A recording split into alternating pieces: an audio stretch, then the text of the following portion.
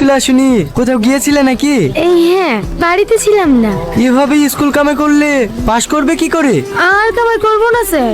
ঠিক আছে ঠিক আছে, মোবাইল আছে কাছে? এই হ্যাঁ, কেন? আমার নাম্বারটা টুকে নাও, নোটস গুলো পাঠিয়ে দেবো, পড়ে নিও, পরীক্ষা দিতে কোনো সমস্যা হবে না। হ্যাঁ ঠিক আছে। আরে ও তো দূরে দূরে কেন, পড়ে যাবে তো, কাছে এসো। 90640405। এই শাহিন, স্যার ফোন করেছিল আজকে রাতে এই ব্লকে বোর্ডিং ঢালবে, তোরা সব রেডি এলে।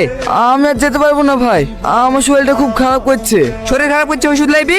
যেতে পারবি না তো তোর কাজ রেখে করবে রে? হ্যাঁ আমি যাবো ভাই। তুই তো এক্ষুনি কাজ থেকে আসলি, আবার যাবি? হ্যাঁ ভাই, আমার কোনো অসুবিধা হবে না। আচ্ছা ঠিক আছে, রেডি হইলে।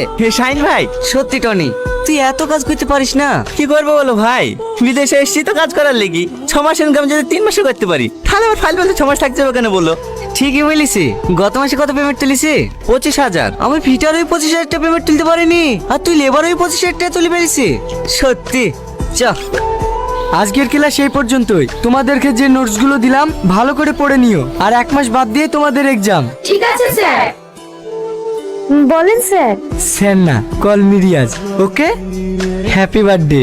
আপনি কি করে জানলেন আজকে আমার বার্থডে? যাকে ভালোবাসি তার বার্থডে কবে জানবো না? এই নাও, এটা তোমার জন্য। মোবাইল? এত দামি গিফট আমার জন্য?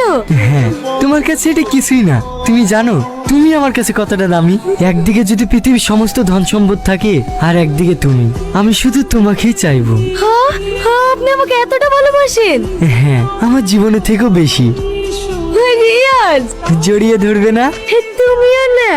আরে আরে, এখানে না, কালকে রেস্টুরেন্টে দেখা করব। ঠিক আছে। বাইরে গিয়ে দাঁড়াও, আমি বাইক নিয়ে আসছি।